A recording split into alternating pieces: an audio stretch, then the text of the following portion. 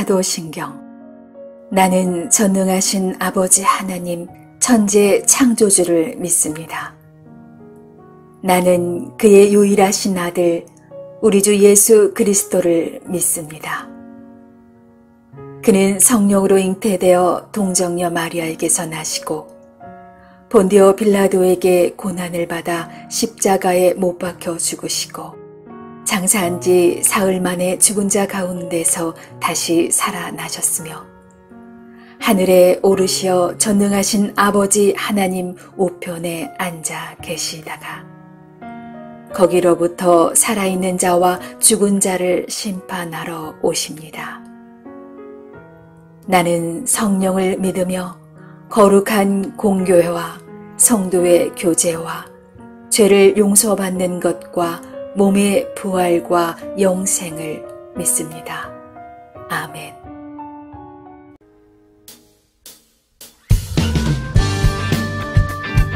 계속해서 할렐루야를 부르짖으며 찬양하며 나아가는 우리들이 거하는 그 자리에 주님의 임재가 가득할 것입니다. 여러분 믿으십니까? 계속해서 주님을 높여드리며 나아갑시다. 내가 매일 기쁘게 순례의 길에 가면 주의 팔이 나를 안보하리요. 내가 주의 큰 복을 받는 참된 비결을 주의 영이 함께하니. 성령이 계시네. 성령이 계시네. 할렐루야 함께하시네. 좁은 길을 걸으며 한낱 기뻐하는 것 주의 영이 함께하니. 전에 죄에 빠져서 평안함이 없을 때 예수 십자가의 공로 힘입어 그 발 아래 엎드려 참된 평안 얻으면 주의 영이 함께하니. 성령이 계시네. 성령이 계시네. 할렐루야 함께하시네. 좁은 길을 걸으며 한낱 기뻐하는 것 주의 영이 함께하니. 나와 동행하시고 모든 영광하시니 나는 숲의 새와 같이 기쁘다. 내가 기쁜 마음으로 주의 뜻을 행하는 주의 영이 함께하니. 성령이 계시네. 성령이 계시네. 할렐루야 함께하시네. 좁은 길을 걸으며 한낱 기뻐하는 것 주의 영이 함께하니. 이번에 우리들의 목소리로 세상 모든 욕망과 나의 모든 정욕은 십자가에 이미 못을 박았네. 어두운 밤이 지나고 무거운 짐 벗으니 주의 영이 함께하니. 아멘.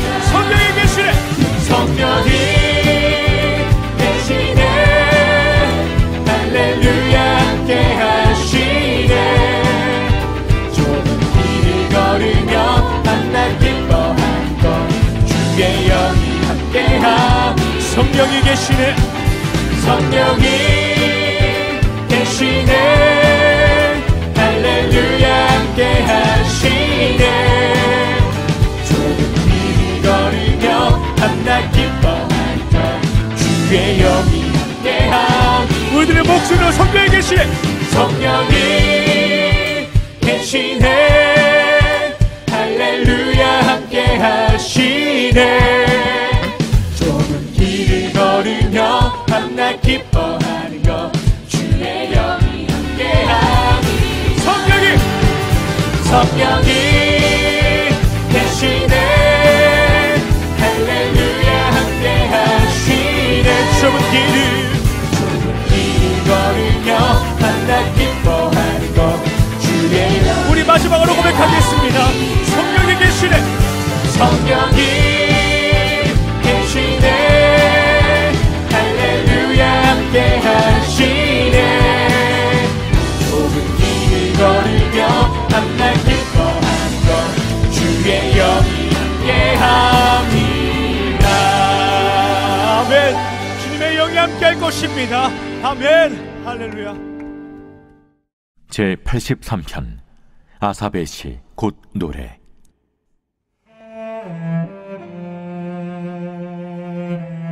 하나님이여 침묵하지 마소서.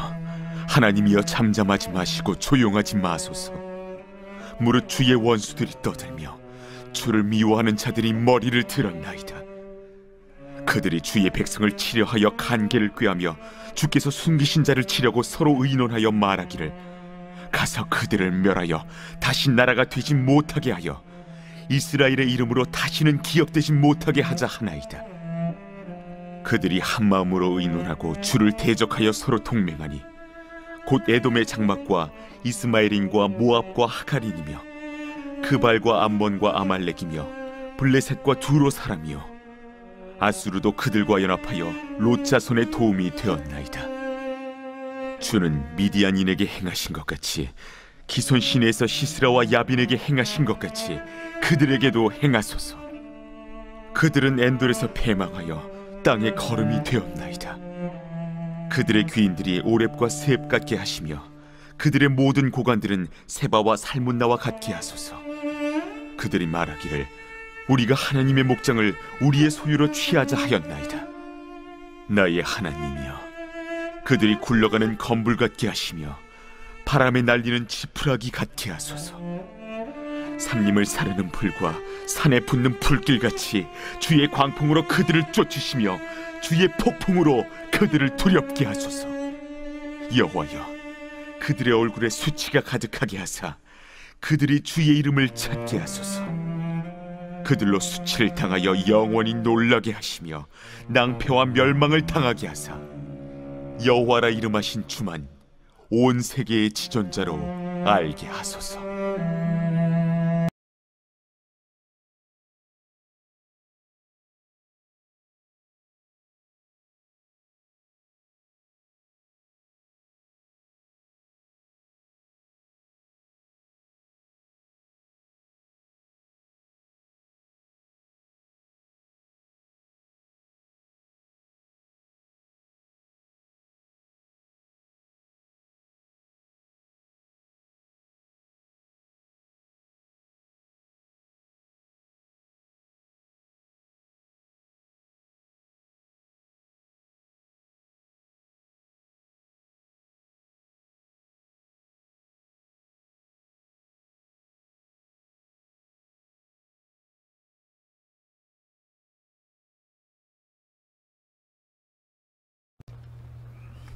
샬롬. 하나님은 자기 백성을 지키시는 온 세계의 지존자이십니다. 우리 한 주간을 살아갈 동안 어떤 상황 가운데서도 바로 그 하나님을 의지할 수 있는 복된 한 주 될 수 있기를 원합니다. 우리가 살아가다 보면 때로는 내가 처한 상황과 문제가 실제보다 더 훨씬 크게 느껴질 때가 있습니다. 미국의 작가이자 국제 강사로 활동한 더치 쉬츠라는 분이 쓴 소망이라는 책을 보면 이런 글이 있습니다. 우리의 삶 가운데 믿음이 사라질 때 적이 크게 보인다 그랬습니다. 참 의미 있는 말이죠. 또한 그 미국의 소설가 또 문학가인 마크 트웨인이라는 사람은 나는 연륜이 많이 쌓였고 또 덕택에 사람들을 크게 휘청이게 할 수 있는 큰 시련들이 많이 있음을 알게 되었다. 그러나 그 가운데 상당 부분은 내 생애에 한 번도 일어나지 않은 것들이었다라는 말을 했습니다. 실제로 우리의 삶 가운데 일어나지 않은 문제가 크게 보이고 또 그것 때문에 두려워하거나 걱정함으로 삶의 어려움을 겪기도 합니다. 그럴 때 우리는 어떻게 이겨나갈 수 있는지 오늘 본문을 통해서 한번 생각해 볼 수 있을 것 같습니다.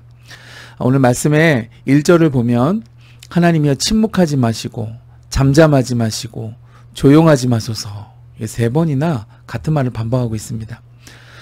정말 이런 거는 다급한 상황을 맞고 있음을 우리가 짐작할 수 있습니다. 굉장히 어려운 문제가 이 시인에게 닥쳐 있는 것 같습니다.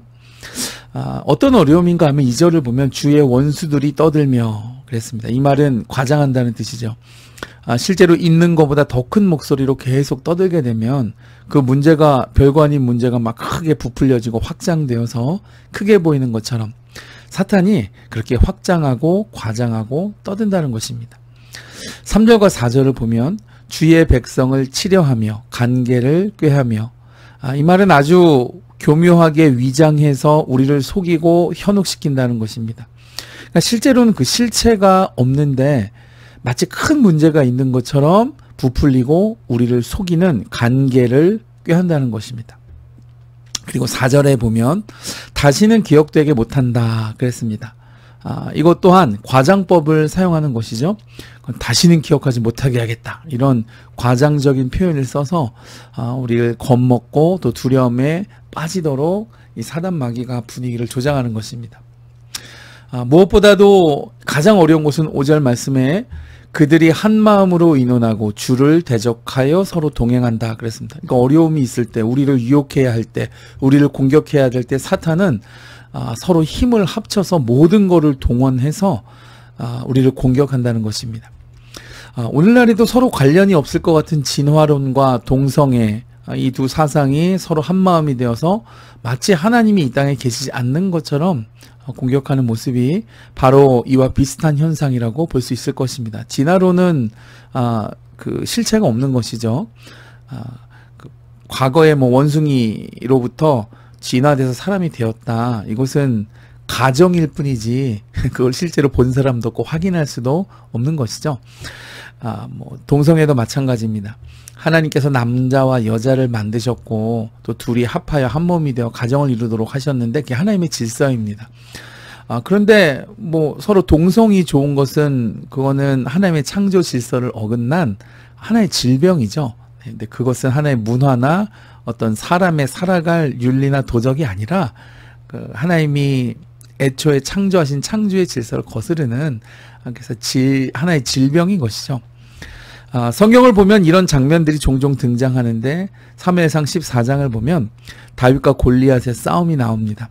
어린 소년 다윗 앞에 골리앗이 나와서 이스라엘에게 겁을 줍니다. 그런데 그 말씀을 잘 읽어보면 이런 행동을 장장 40일간이나 반복하고 있었다라고 사무엘상 16장 17절은 말하고 있습니다. 골리앗은 당대의 용사요 당할 자가 없었죠.